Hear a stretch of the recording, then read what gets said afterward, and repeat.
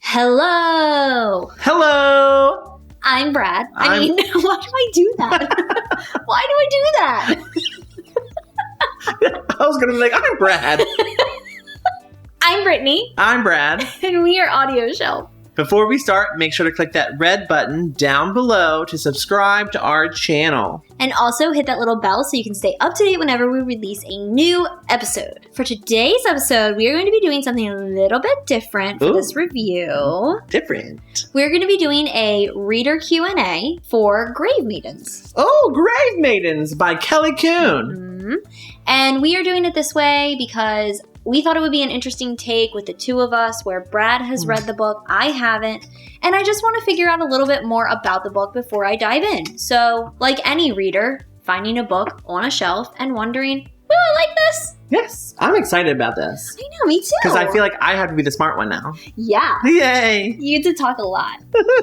All right, so what's your first question? My first question is, what is this book?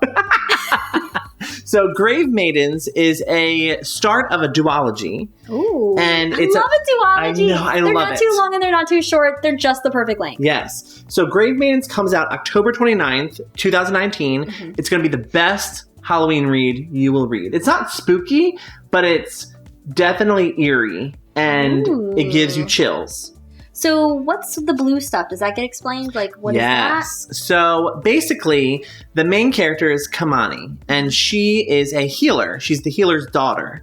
And the land of Alu is separated by different, like maybe jobs. So there's the farmer, and then there's the healer. And so Kamani is the healer's daughter. Okay. And she's put in this situation where she has to save the king. In this book, it's called the Lugal. Oh, that sounds like something you start in your throat. Exactly. So she has to save the Lugal before he dies because in Alu there is a honor bestowed upon 3 maidens that once the Lugal dies, the maidens die with him. What? Yes, it's an honor. Wait, do they kill them? Yes. Like, they kill them? Dead. How old are they? Young. Really? And the catch is one of the maidens is Kamani's sister. Dun dun dun. I'm feeling like it's Hunger Games, but like better. Yes. Yes. Okay, so it's like Hunger Games meets something historical and like Hamilton. I actually had a perfect analogy in my head. Okay. But I can't remember the second one that it reminds me of besides Hunger Games, because it really doesn't it doesn't have anything to do with Hunger Games. Yeah. It's just the way these people are selected. Mm-hmm. I think that's why it reminds me of Hunger Games. And it's just that like sister relationship kind of thing. Yes. So does the sister want to die? Yes. What the? What? So that's the surprise. How can you be young and like want to die? Because Alu thinks of it as an honor. No, you did say it's an honor. Yeah. So the sister, Nenea wants to die. She's like, no, this is an honor. This is what I want to be. Once I die, I'm going to live like a queen. No, that's not how that works. Yes. Nenea, come back. Nenea, wake up. Get your life together. Yeah. So Kamani is just like, I'm smarter than you. Cut it out. So it's so good. Oh my God. What would you classify this one as? Like the genres? It was hard for me because at the end I was just like, was this a dystopian? Oh, yeah. But then Kelly is so kind to add a resource page at the very end of the book. Oh, I love when authors do that. Like they define and how to break down the people's names. Yes. Well, not so much how to break the name, but this was like articles that she read. That's so cool. All of the research that she put into this book. And I was going to message her to be like, Kelly, what culture did you get this from? And I felt like that was a stupid question because she talks about it at the resource page. Well, I mean, if you're like in the middle of the book, you obviously haven't gotten to the resource page yet. Exactly. And so I was just like, wow, some of these words I can't pronounce. That is so cool. It's the Mesopotamia. Mesopotamia? Yeah, okay. That one. That one. So I think that's the culture it's a Mesopotamian dystopian. Yes. And because it feels like it, because this is not our world. Like, I don't even know. I thought it was so original and so unique. And it really, but yet it sounds like it's happened in the past. Yeah. It's historical. Yeah. Yes. So, like, that's the vibe that I'm getting, is that, like, I am envisioning, like, Victorian style. When they get buried, there's a bell just in case they accidentally bury them when they're still alive, kind of thing. Mm-hmm. And then, but with the names that you've been mentioning, I'm getting this, like, new world, kind of like the 100 on that new planet feel. Okay, yes. And the clothing. Oh, my God. Kelly talks a lot about the clothing, the veils, and the tunics. That's a clue. Yes. Tunics are like shirt dresses. Yeah. Oh. So, Handmaiden's Tale. Handmaiden's Tale. That's it. That's it. Oh, sorry. It's a cross between The Hunger Games and Handmaiden's Tale. Handmaids. Handmaid's Tale? We read that book. There's no maidens. But I guess Grave Maidens. Yes. Okay. Whew. But yeah, Handmaid's Tale and The Hunger Games. That is a mashup. Yes. I would never want to experience. Yes. But I do want to experience Grave Maidens. Mm-hmm. Oh, it's so good. But anyway, Kamani sets on this journey to save her sister from her honorable death. Ooh.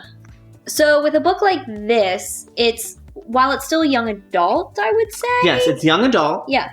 So while it's still a young adult, it seems different than any other young adult that we've read. Like, it just feels different. Mm-hmm. It does. Did you experience the difference, like, when you were reading it? Yes, because for me, words are hard. And especially names. And so reading this, I felt like I was becoming smarter. Oh. And the way it's written, it's so poetic and lyrical. And it's very different from other YA books I've read, because I think Kelly has a past or a history with poems, and it bleeds through. You can really tell she's very rhythmic with her writing. That's really cool. So for me, it's different than any other YA book because it doesn't treat you like a young adult. It teaches you, it treats you like an adult. Like learning this life and culture. I'm curious what Kelly would say, like, when she was writing it, what made it YA for her. I'm curious. Like, that seems like an interesting question. There is love. There is a relationship. Okay. But the relationship is so well done. It's not insta-love. Okay. Yes, it's so well done. So since you're talking about romance, I have to make sure that the part of my shirt that has a hole in the armpit is not showing. Oh, okay. Since you're talking about romance, you know me with young adult and romance. Yes. Would I still appreciate the romance if I were to read it? 110%. Really? Yes. Okay. I really, truly think that you would like the romance because let me just set you up with this. So Kamani is an independent woman. Okay. And you know it from page 1. Mm-hmm. Her lover, which she doesn't think of as a lover, is Dagon or Dagon. I really should have emailed Kelly and asked about the pronunciations, but I would say I was reading it as Dagon. And Dagon is the boy that is higher than her in class, and he still loves her. But he gives her some distance because to let her be an independent woman. Oh, wow. Yes. And so I really love this relationship. They don't focus on the relationship as much as the sister and family relationships. So how do you think it's going to play out in a duology? I don't know, because it could have ended after the first book. It could have ended. So I'm excited to see where it's going to go. I think there's going to be a lot more things to discover and for Kelly to write about and for us to learn about. Okay. So I'm excited. I think it's going to be more family focused, and Kamani, instead of having this individual perspective of how to win the war that she's fighting, I think there's going to be some unitedness with her family and her loved ones, and they're going to actually help her beyond her goals. That's interesting. Mm-hmm. It was a really powerful book. Did you pick up anything from the characters? Yes. Like, were they inspirational, like, with their writing and, like, everything like that? Like, how Kelly handled them? My favorite character was Iltani. Iltani... There are so many names that you're throwing at me right now, and I'm just, like, envisioning them, and I feel like I can get the perfect picture of them just by their names. You're going to love Iltani, because Iltani is Kamani's best friend. Okay. And she is so funny. She reminds me of Blanche from the Golden Girls. Do they have a YouTube channel? They need one. They need one. So I love Iltani. She's so funny, hilarious, but yet she does things in the end. You're like, oh, I really want to be mad at you, but then I still love you. Oh. Because she does it for Kamani. And so it's really about women relationships, female empowerment. There's not enough books with that. Like, seriously, there's not enough. They either end up having to be in a relationship together or they completely break off and aren't friends anymore at the end of the book. No, this is good. That's so cool. This is good. And this book really got to me at a time where I feel like I needed it. Yeah. Because it deals a lot with complex grief and family relationships and wanting just to find some solace in what has happened in the past. I don't know who you are right now, but that was beautiful. Where has Brad gone? But seriously, that's amazing. It really stuck with me that there's multiple characters that were experiencing the same thing, but in different ways. And there were things that I was experiencing as well. So I just really... Nin Arwia, I loved her. And Kamani was such a great female character to root for. Iltani was a great character to love and laugh with. I have tears in my eyes. Just like thinking about everything. So you're going to love this book. Any more questions? I'm trying to think if I have any more questions. Like, if I were to pick this up in a bookstore, what would my questions be for this book, for this cover, for this author? I can't. The only thing that I don't agree with is the tagline. It says, beauty is a sacrifice. That would be something that might end up throwing me off. Because I would think of it as in, what's that one book, Uglies? Yes. Where, like, they have to be beautiful by a certain point and get surgeries and stuff like that. Like, it would make me think that it's like that type of book. Also, it reminds me of The Bells. Yeah. Which is all about beauty. And does it have anything to do with beauty? It really doesn't. I mean, yes, the three maidens are considered beautiful because that's why they were chosen to be with the Lugal in the end. But it really wasn't beauty. And I guess what the publishers were going for when they came up with that tagline was that beauty was within, and beauty is more than just looks. Okay. And beauty is family, beauty is love. They were going for an all-encompassing beauty and not just like your physical beauty, but that doesn't read. Correct. And there were moments where in the book, Kamani was doubting her appearance. Oh. And she said, oh, well, I'm not as beautiful as Nenea. Was she jealous? No. She wasn't jealous that her sister was chosen? Never jealous. She just wanted... envious. Yeah, she just wanted to save her sister. And she said, I'm not as pretty as Nenea, but... Which, like, hallelujah, praise. Exactly. But she was like, but I want her to live. Yeah. Oh! So good. That's so... Oh, my gosh. I'm excited to read this one. Like, you were talking about it throughout your reading process, and it was getting me excited to read it, but I had a lot of questions about it, and I'm really glad that we got to talk about them. Yes. Because I feel like there are other questions that readers might have about it. This is 399 pages. Well, maybe 393, but... If it's 399, Kelly, could you have put the end on the 400th page? I have a thing with numbers. But I didn't want it to end. Yeah. And that's why I'm very excited for the duology. When is the duology supposed to come out? I think next year. Do you know what it's called? I have no idea. It's Untitled on Goodreads. Oh. Ugh, I hate when things are untitled. I hate an untitled Goodreads. Oh my gosh, but I want it so bad. And Gravemaidens is mentioned once in the book, so look for it. Do you see this as a TV show or a movie? Oh, 100% a HBO movie. Who would play the main character? Quick fire. I don't know. Did I break you? I don't know. I don't know. You're going to burst out in the next video with an actress's name. Because I guess I don't know too much about the race of the main characters. And I kept thinking, in my head, I had the lead actress from Quantico.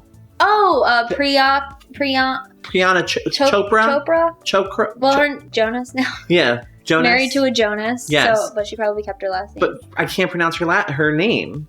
Priyanka. Yeah, Priyanka. Priyanka. Whew. So I kept imagining her as Kamani. Mm-hmm. Mm-hmm. So. Ooh. Yes, but I don't know the race because I don't know. I'm not. What's the age? Smart enough. What's the ages? They're young adults. So about like Nanea was 15. Oh, so Priyanka might not fit. But Priyanka was older, her older sister. Oh. So Priyanka was like 18.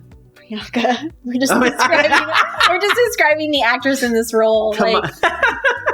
Kamani was about 18. So, okay. But I know that Nanea was 15. Okay. All right. That's I think that was the only clear age that was described. That would be really cool. Because their names do sound like a different culture, different race. So that would be really interesting. This Mesopotamian, was it? Mesopotamia? Yes.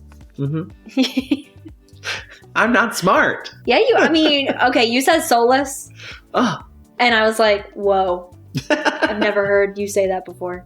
But seriously, pick this book up, add it on Goodreads, pre-order it. I think Kelly is doing a pre-order campaign. Oh, that's cool. So pre-order it. Oh my God, it's so good. You're not going to be disappointed. Most important question of them all. Do you think I would shelf this or shove it? I think you would shelf this. Really? I really do. Ooh. Because I'm shelving it. Yeah. And I think I'm going to manifest that shelving on you. Give it to me then. I can't wait to read this one. Thank you for answering all of my questions as if this was an interview. Yes, thank you for having questions. Yeah. I don't think I'll have questions next time that you do one. All my questions will be stupid. That won't be true. Did you like the book? Yes. Who read the book? So we just want to say thank you again to Kelly Coon for writing this book, and also to Delacourt for publishing it, and Elena Muse for sending us a copy. Yes, thank you so much. Brad has enjoyed it. I'm about to enjoy it. And we hope that as viewers of this video, you can also have some of your questions answered and pick it up on October 29th, 2019. And if you want to stay up to date with us and all that we are releasing, please follow us on social medias. We are on Twitter at AudioShelfMe, Instagram at AudioShelfMe, and Facebook at AudioShelf. You can also become a Patron member of ours by following the link in the description. You know what else is down below? What? A subscribe button. Whoa. Please hit that button so you can subscribe to all of our videos. Yes. And also hit that bell to be alerted when we release a new one. So until next time, bye.